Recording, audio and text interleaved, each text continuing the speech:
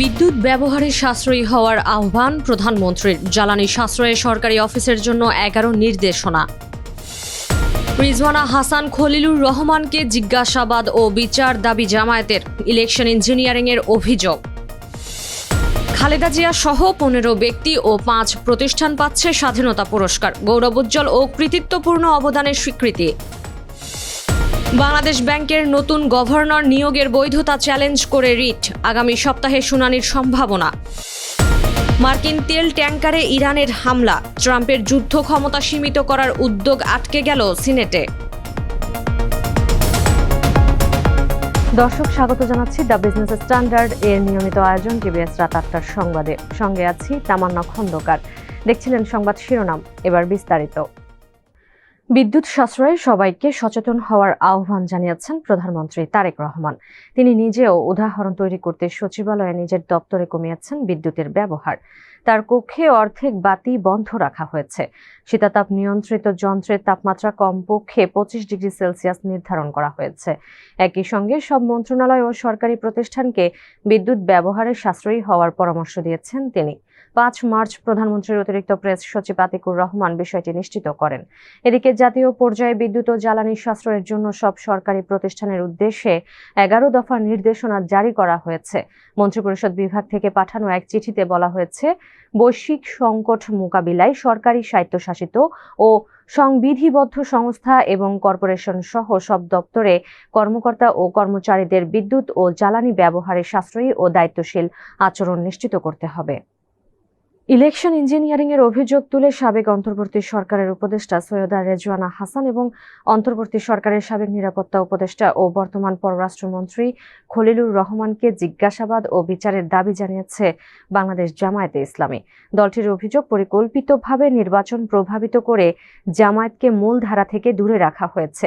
5 March রাজধানীর মগবাজারে দলের কেন্দ্রীয় কার্যালয়ে আয়োজিত এক সংবাদ সম্মেলনে বিরোধী দলীয় উপনেতা ও জামায়াতের নায়েবে আমির সৈয়দ আব্দুল্লাহ মোহাম্মদ তাহের এ দাবি জানান। তিনি বলেন, সাবেক উপদেষ্টা রিজওয়ানা হাসান এক সাংবাদিকের সঙ্গে আলাপে এমন বক্তব্য দিয়েছেন যাতে নির্বাচনী প্রক্রিয়ায় হস্তক্ষেপের ইঙ্গিত পাওয়া যায়। এ সময় বর্তমান পররাষ্ট্রমন্ত্রী খলিলুর রহমানের বিরুদ্ধেও প্রশ্ন তোলেন তাহের। বলেন, অন্তর্বর্তী সরকারের সময়ে নিরপেক্ষতার অঙ্গীকার থাকলেও পরবর্তীতে দলীয় সরকারের মন্ত্রী হিসেবে শপথ নিয়েছেন খলিলুর রহমান, যা আগের অবস্থানের পরিপন্থী। স্বাধীনতা পুরস্কার 2026 পাচ্ছেন সাবেক প্রধানমন্ত্রী খালেদা জিয়া সহ 15 ব্যক্তি। একই সঙ্গে এই পুরস্কার পাচ্ছে 5 প্রতিষ্ঠানও। 5 মার্চ সংবাদ বিজ্ঞপ্তিতে এ তথ্য জানায় মন্ত্রিপরিষদ বিভাগ। এতে বলা হয়, স্বাধীনতা, গণতন্ত্র ও নারী শিক্ষা সহ দেশ গঠনের সার্বিক অবদানের জন্য খালেদা জিয়াকে দেশের সর্বোচ্চ এ বেসামরিক পুরস্কারে মনোনীত করা হয়েছে। এছাড়া মুক্তিযুদ্ধে মেজর মোহাম্মদ আব্দুল জলিল, সমাজসেবায় ডাক্তার জাফরুল্লাহ চৌধুরী এবং সংস্কৃতিতে হানিফ সংকেতও এই পুরস্কার পাচ্ছেন। এছাড়া মুক্তিযুদ্ধে ফৌজদার হাট ক্যাডেট কলেজ, চিকিৎসাবিদ্যায় ঢাকা মেডিকেল কলেজ হাসপাতাল, পল্লী উন্নয়নে অবদান রাখায় পল্লী কর্ম সহায়ক ফাউন্ডেশন, সমাজসেবায় SOS children's village international in Bangladesh এবং গণস্বাস্থ্য কেন্দ্র এবারের স্বাধীনতা পুরস্কার পাচ্ছে। বাংলাদেশ ব্যাংকের গভর্নর আহসান এইচ মনসুরকে অপসারণ করে ওই পদে মোহাম্মদ মোস্তাকুর রহমানকে নিয়োগের বৈধতা চ্যালেঞ্জ করে হাইকোর্টে একটি রিট হয়েছে। 5 মার্চ সুপ্রিম কোর্টের আইনজীবী আব্দুল্লাহ আল মামুন এই রিট দায়ের করেন। আবেদনকারীর আইনজীবী জানান, বাংলাদেশ ব্যাংক আদেশ 1972 এর সংশ্লিষ্ট ধারা লঙ্ঘন করে সরকার আহসান এইচ মনসুরকে বাংলাদেশ ব্যাংকের গভর্নর পদ থেকে অপসারণ করেছে।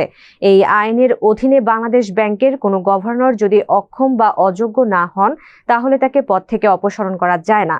কোনো ব্যক্তি ঋণ খেলাপি হলে তাকে বাংলাদেশ ব্যাংকের গভর্নর হিসেবে নিয়োগ দেওয়ার সুযোগ নেই বলেও জানান তিনি। আইনজীবীর দাবি, মোস্তাকুর রহমান একজন ঋণ খেলাপি। বিতর্কিত এস আলম গ্রুপের একটি প্রতিষ্ঠানের সঙ্গে তার সংশ্লিষ্টতা রয়েছে। পারস্য উপসাগরে একটি মার্কিন তেল ট্যাংকারে হামলার দাবি করেছে ইরানের রেভলিউশনারি গার্ড IRGC। বাহিনীটির জনসংযোগ বিভাগের বিবৃতির বরাতে ইরানের রাষ্ট্রীয় বার্তা সংস্থা ইরনা জানায়, তেহরানের নৌবাহিনী সফলভাবে একটি আমেরিকান তেল ট্যাংকারে হামলা চালিয়েছে। এর বাইরে এ বিষয়ে আর কোনো তথ্য দেয়নি ইরনা। এদিকে যুক্তরাষ্ট্রের প্রেসিডেন্ট ডোনাল্ড ট্রাম্পের যুদ্ধ ক্ষমতা সীমিত করার লক্ষ্যে সিনেটে আনা একটি প্রস্তাব ব্যর্থ হয়েছে।